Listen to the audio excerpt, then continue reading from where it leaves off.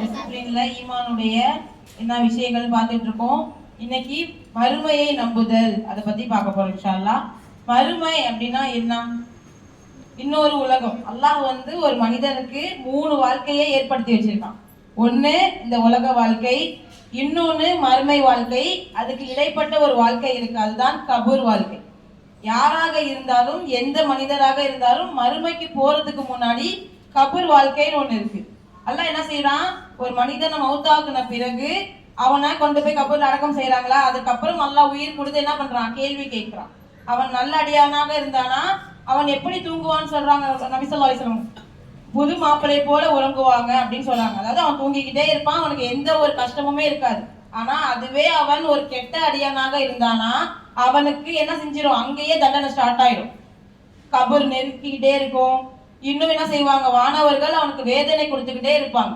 அப்ப அந்த வாழ்க்கையும் அவன் அனுபவிச்சுட்டா என்ன செய்யணும், மறுமைக்கு போகணும். இப்ப மறுமை எப்படிப்பட்ட உலகம்னா அது நிரந்தரமான ஒரு உலகம். அதற்கு ஒரு அழிவே கிடையாது.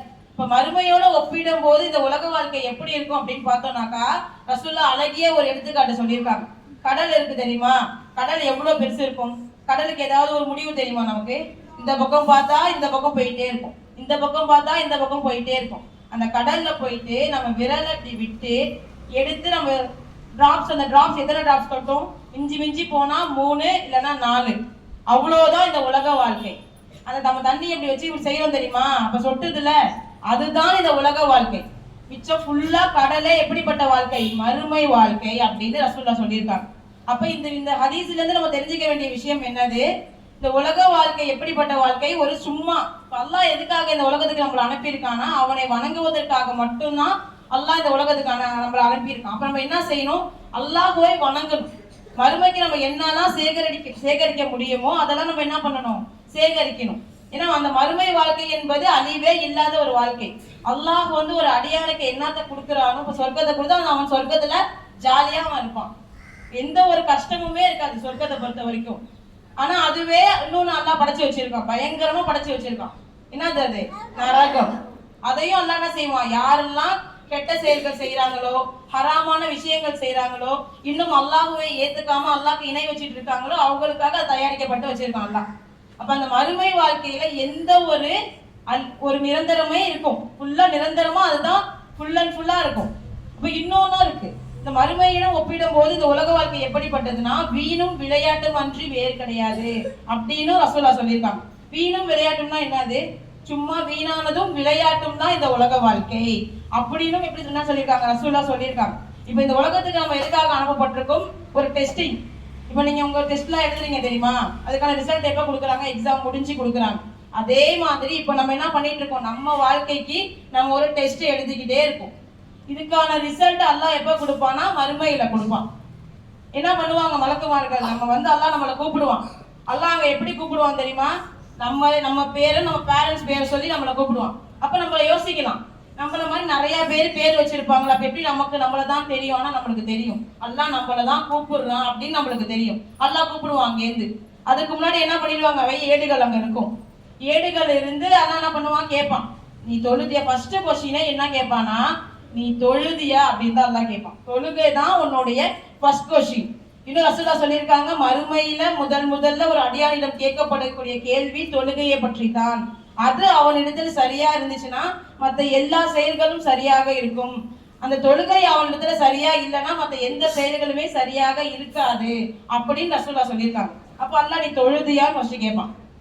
கரெக்டா உன்னுடைய தொழுகையே தொழுதியா அப்படின்னு அடுத்த கொஸ்டின் வந்துகிட்டே இருக்கும். அப்ப அந்த தொழுகை ஒரு இடத்துல சரியாக இருந்துச்சுன்னா எல்லா செயல்களுமே சரியாக இருக்கும். அப்ப அங்க நம்ம பொய்யே பேச முடியாது.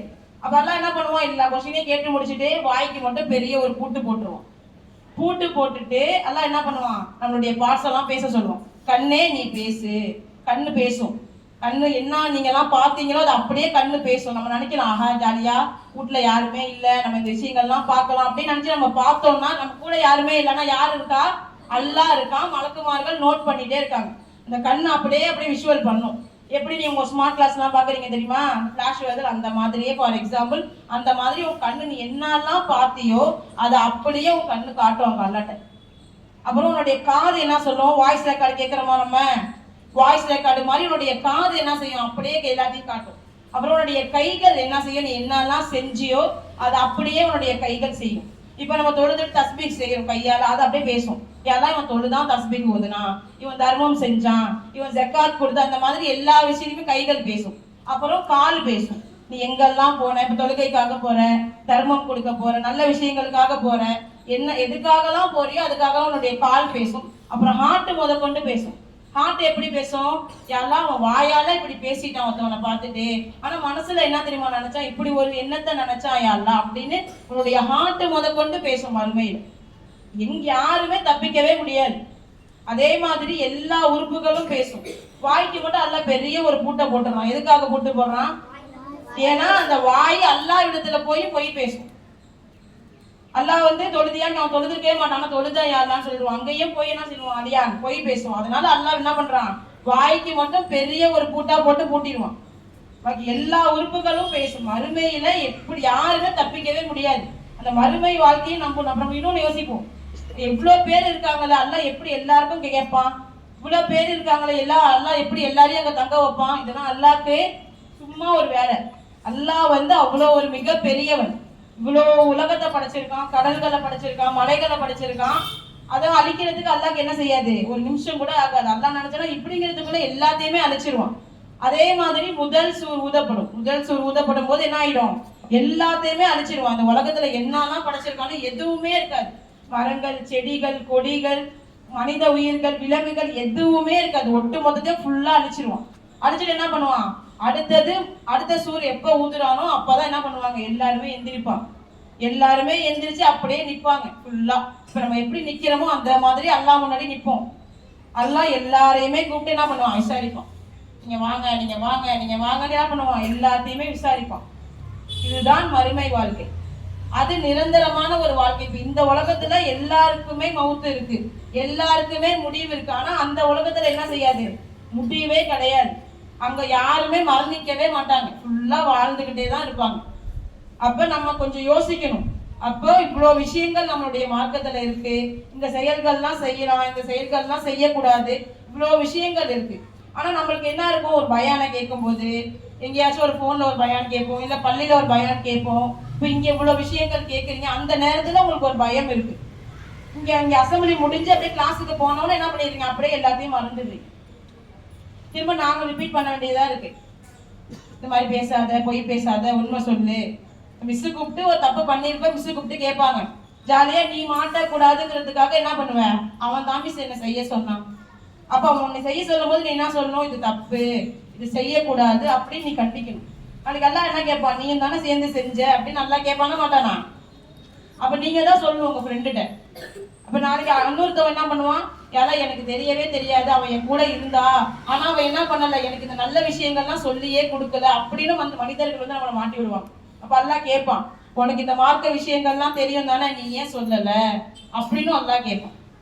இப்போ இவ்வளவு விஷயங்கள் மறுமை வாழ்க்கையில இருக்கு. அந்த விஷயங்களையும் நம்ம என்ன பண்ணணும், நம்பணும். எல்லாத்தையும் நம்புறது தான் ஈமான். அப்ப அந்த மறுமை உலகம் எப்படி இருக்கும் என்னன்னு நம்மளுக்கு தெரியாது. ஆனா அந்த சொர்க்கத்தை அல்லாஹ் சொல்லும் போது அல்லாஹ் என்ன சொல்றான், எந்த கண்ணும் பார்த்திராத, எந்த காதும் கேட்டிராத, எந்த ஒரு மனிதன் உள்ளத்திலும் நினைத்து பார்க்காத அளவுக்கு நான் சொர்க்கத்தை பிரம்மாண்டமா தயாரிச்சு வச்சிருக்கேன் அப்படின்னு அல்லாஹ் சொல்றான். அவ்வளவு ஒரு அழகா அல்லாஹ் என்ன பண்ணிருக்கான், சொர்க்கத்தை தயாரிச்சு வச்சிருக்கான் அந்த மறுமை வாழ்க்கையில. சொர்க்கம் என்பது சாதாரணமான விஷயம் கிடையாது, ஈஸியா கிடைக்காது. இப்போ நீங்க ஃபர்ஸ்ட் ரேங்க் உங்களால ஈஸியா எடுக்க முடியுமா, ஒரு டாக்டராவோ இன்ஜினியராவோ ஆகிட முடியுமா ஈஸியா? எல்கேஜில இருந்து படிக்கணும், 10th நல்ல மார்க் எடுக்கணும், +1 நல்ல குரூப் எடுக்கணும், அங்க நல்ல மார்க் எடுக்கணும், நீட் எக்ஸாம், இந்த மாதிரி நிறைய விஷயங்கள் இந்த உலக வாழ்க்கையில இருக்கு. அப்ப அல்லாஹ் கஷ்டப்பட சொல்ல என்ன சொல்றான், நீங்க தொழுவுங்க, ஓதுங்க, தர்மம் செய்யுங்க, ரமலான்ல நோன்பு வைங்க, இன்னும் சுன்னத்தான நோன்புகள் நிறைய இருக்கு, எல்லாத்தையும் வைங்க அப்படின்னு தான் அல்லாஹ் சொல்றான். இதெல்லாம் நம்ம செஞ்சுட்டு ஹலாலை ஏத்துக்கிட்டு ஹராம வெறுத்துக்கிட்டு இருந்து அல்லாஹ்க்கு மட்டுமே உண்மையான அடியார்களா இருந்தா மட்டுமே நம்மளுக்கு போதும். எந்த ஒரு சுச்சுவேஷன்லயும் பொய் பேசக்கூடாது, புறம் பேசக்கூடாது, கோல் சொல்லக்கூடாது, அடுத்தவங்களை தப்பா நினைச்சிட்டா கூட நம்ம மாட்டிக்கணும், அவ்வளவுதான். சப்போஸ் யாரையாவது ஹர்ட் பண்ணியிருப்பான், போய் அவங்கள்ட்ட போய் சாரி கேட்கணும். ஏன்னா அந்த அடியான் மன்னிக்காத வரைக்கும் அல்லாஹ் மன்னிக்கவே மாட்டான். அது யாரா வேணாலும் இருக்கலாம். அந்த அடியான் மன்னிச்சா மட்டும்தான் என்ன பண்ணுவான், அல்லாஹ் மன்னிப்பேன் அப்படின்னு சொல்றான். அது எந்த ஒரு மனிதரா இருந்தாலுமே சரி. இப்போ இவ்வளோ விஷயங்கள்லாம் நம்ம செய்யாம இருந்தா அல்ல என்ன பண்ணலாம், ஈஸியா அல்லா சொர்க்கத்தை கொடுத்துருவோம். சொர்க்கத்துல நம்ம என்ன நினைச்சாலுமே அல்லா தூக்கி கொடுத்துருவோம். இப்போ நம்ம இங்க ஏதாவது நினைச்சா நம்ம கைக்கு வருமா, வராது. ஆனா சொர்க்கத்துல நம்ம நினைச்சாலே போதும். நம்ம ரசூலாவை பார்க்கணும்னு நினைச்சா இன்ஷால்லா ரசூலாவை பார்க்கலாம், நபிமார்களை பார்க்கணும்னு நினைச்சா நபிமார்களை பார்க்கலாம், அல்லாவை முதற்கொண்டு பார்க்கலாம் இன்ஷால்லா சொர்க்கத்துல. எல்லாருக்கும் ஆசை இருக்கு தானே? அப்புறம் நம்ம என்ன செய்யணும், நல்ல விஷயங்கள் செய்யணும். எல்லா விஷயங்களையும் ஃபர்ஸ்ட் நம்பணும். இவ்வளவு விஷயங்கள் நம்ம மார்க்கத்துல இருக்கு. அல்லாஹுவை நம்புதல், தூதர்களை நம்புதல், மலக்குமார்களை நம்புதல், விதியை நம்புதல், வேதங்களை நம்புதல், மறுமையை நம்புதல். இது எல்லா விஷயங்களும் இந்த எல்லா விஷயங்களும் இருக்கு அப்படிங்கிறத ஃபர்ஸ்ட் நம்ம நம்பணும். என்ன நன்மைகள்லாம் செய்ய முடியுமோ நம்ம நன்மைகளை செய்யணும். ஸோ இன்ஷா அல்லாஹ் இன்னும் கொஞ்ச நாள்ல என்ன வருது, நோன்பு வருது. அந்த நோன்புல நல்ல அமல்கள் மட்டுமே செய்யணும். ஏன்னா ஷைத்தான்கள் என்ன பண்ணுவாங்க, விலங்கிடப்பட்டுருவாங்க. ஷைத்தான் வரவே மாட்டான். ஷைத்தானா அல்லாஹ் என்ன பண்ணுவான், பெரிய சங்கிலி போட்டு கட்டி வச்சிருவான். நம்ம நோன்புல நிறைய விஷயங்கள் செஞ்சோம் அப்படின்னா இன்ஷா அல்லாஹ் என்ன பண்ணலாம், அதுவும் நிறைய நன்மைகள் மூலியமா அதுவும் சொர்க்கத்துக்கு போகலாம். ஏன்னா அல்லாஹ் என்ன சொல்றான் நோன்பை பத்தி அப்படின்னா, நோன்பு என்பது எனக்கு உரியது, அதுக்கு நான் தான் நன்மையை கொடுப்பேன் அப்படின்னு அல்லாஹ் சொல்றான். எல்லாத்துக்குமே அல்லாஹ் நன்மையை சொல்லியிருக்கான். தொழுதா இவ்வளவு நன்மை, குர்ஆன் ஓதுனா இவ்வளவு நன்மை அப்படின்னா, நோன்புடைய நன்மையை மட்டும் அல்லாஹ் சொல்லவே இல்லை. ஏன்னா நோன்பை பத்தி அல்லாஹ் என்ன சொல்றான், நோன்பு என்னோட, அதுக்கு நான் என்ன பண்ணுவேன், அதுக்கு நான் உனக்கு நன்மையை தருவேன்னு சொல்றோம். அப்ப இன்ஷால்லா நம்ம நோன்பு பிடிச்சிட்டு தேவையில்லாத விஷயங்கள் பார்க்க கூடாது, தேவையில்லாத விஷயங்கள் பேசக்கூடாது, எதுவுமே செய்யக்கூடாது. நோன்பு வச்சோமா, குர்ஆன் ஓதுறோமா, தொழுறோமா, திராவியாவுக்கு போறோமா அப்படின்னு இருக்கணும் அமைதியா. செய்யலாமா இன்ஷால்லா? இன்ஷால்லா அதிகமாக என்ன பண்ணுங்க, துவா செய்யுங்க. இன்ஷால்லா அல்லாஹ் என்னையும் உங்களையும் மறுமையில் வெற்றியாளர்களாக ஆக்குவானாங்க. அஸ்ஸலாமு அலைக்கும் வரஹ்மத்துல்லாஹி வபரகாத்துஹு.